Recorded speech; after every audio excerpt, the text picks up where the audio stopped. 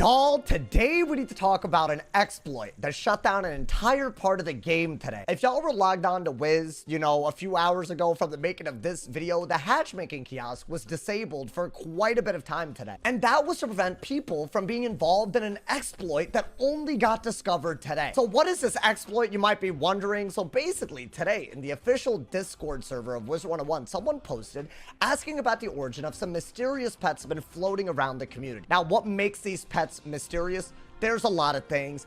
They look like sheep pets, and if y'all don't know, sheep are extremely rare. The sheep pet body is one of the rarest pet bodies in game.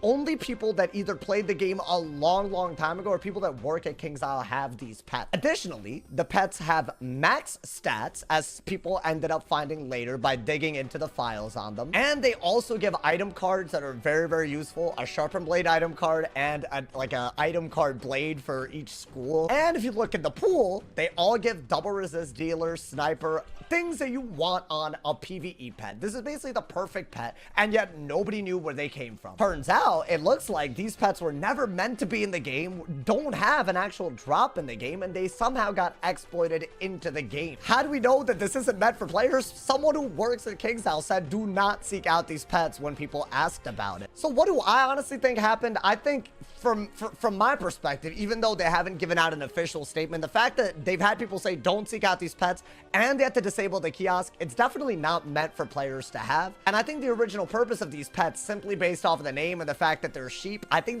they were meant for people at KingsIsle to use to test out things like raids or other hard PvE battles. Right, if y'all don't know, there's all kinds of like items. I guess pets, a pet is an item, right? There's items in the files that only devs have access to, and it helps them test out stuff so that they can make sure that things are appropriate in terms of difficulty. What I'm gonna assume is that they had, like, you know, 12 devs equip a bunch of these pets and test drive the raids when they were first making them. The Azteca raid, the raid after that, all of them. And someone somehow has found a way to access that pet, and instead of stopping there, they've put it in the kiosk and spread the pet around. Now let's talk about the history of exploits in this game. Unfortunately, Wizard101 is not a game unfamiliar with the act of exploit. It might seem like a small thing, and honestly, the hatchmaking kiosk is available to be accessed now, so it looks like they probably made these pets unable to be kiosked at the very least. But that's not the only consequence of these things. The last time one of these exploits like got, like, you know, really big and out of control, it had consequences that we'll probably never see the end of. I'm talking about the crowns code glitch that had people have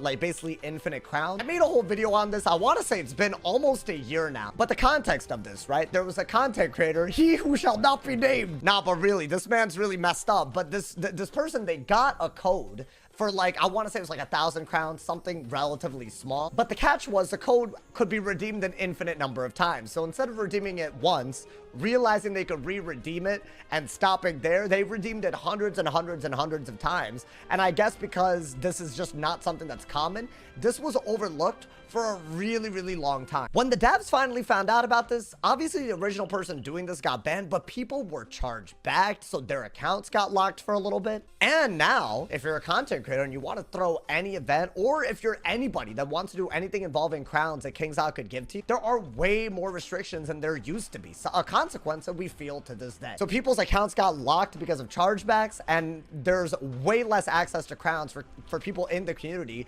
trying to up the game in terms of community events, in terms of getting people involved. Why? Because someone didn't have the self-control to not exploit. I think every time one of these exploits happen, I think there's people that are mostly reasonable and rational that get grouped into this like goody two-shoes ass category. But if you've been involved in this, it's time to stop, because you're only getting more people involved in something that Wiz knows about, and there will be consequences if it gets to be too big of a scale. Who knows what restrictions that they're going to put in for pet hatching off of this. I'm glad that it looks like they got a handle on this. Maybe it's not such a big issue that they need to react, but what I really hope is that someone's idiotic desire to exploit something in the game that has no need to be exploited, I hope that doesn't get innocent people in trouble or make things harder in this game. I really hope that's not the outcome. In terms of KingsIsle's y'all's response, right? I want to give them credit where credit is due. This seems to be like actually very, very fast. This all started as some random like Discord thread in the Discord, like a very small little tab, and it looked like they had the handle on it and at least a short-term solution by, you know,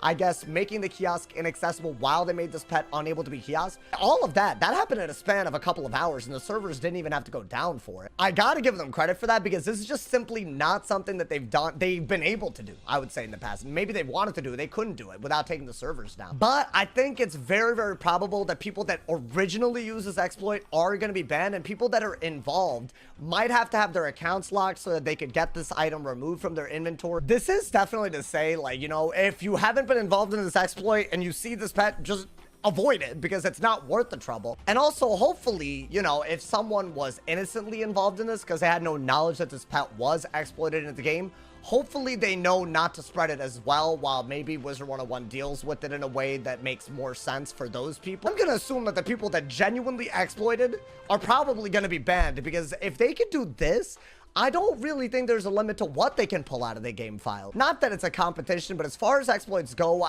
thankfully at least this one's relatively harmless. I don't really think that it's losing Wizard101 a bunch of money like that crowns glitch. I don't think it's giving players like a crazy unfair advantage like the raid chest glitch that happened that people got banned for, right? Those were events that involved big ban waves.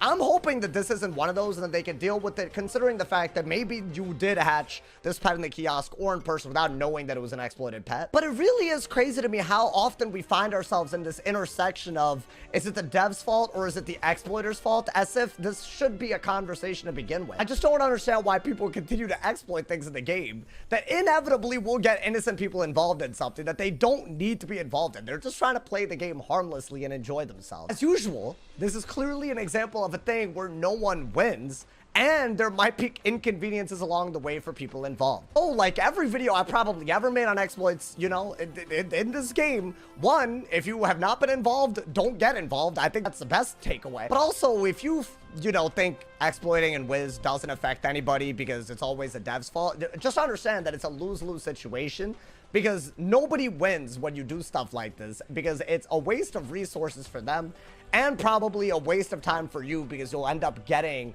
whatever you got by exploiting either removed for your account or banned for it. That's a true takeaway, but I did want to cover the fact that it does seem like they've somewhat changed the way they're looking at exploiting in terms of like how they address it. I think they're a lot more surgical with the way they're like, you know, addressing it instead of just sweeping bans, and they're not taking the servers down to do these things, which is really cool. Definitely an interesting thing that happened today that I think is fun enough to talk about. Let's hope this ends without anybody in really too much trouble, but let me know what you guys think about all of this and what KingsOut should do about people that were involved knowingly and unknowingly in this exploit. I look forward to reading all of y'all's comments. Drop a like if you enjoyed, leave a sub if you're new, and if somebody hasn't told you you're awesome today, they do something wrong. Stay awesome. See y'all soon, y'all, and yeah.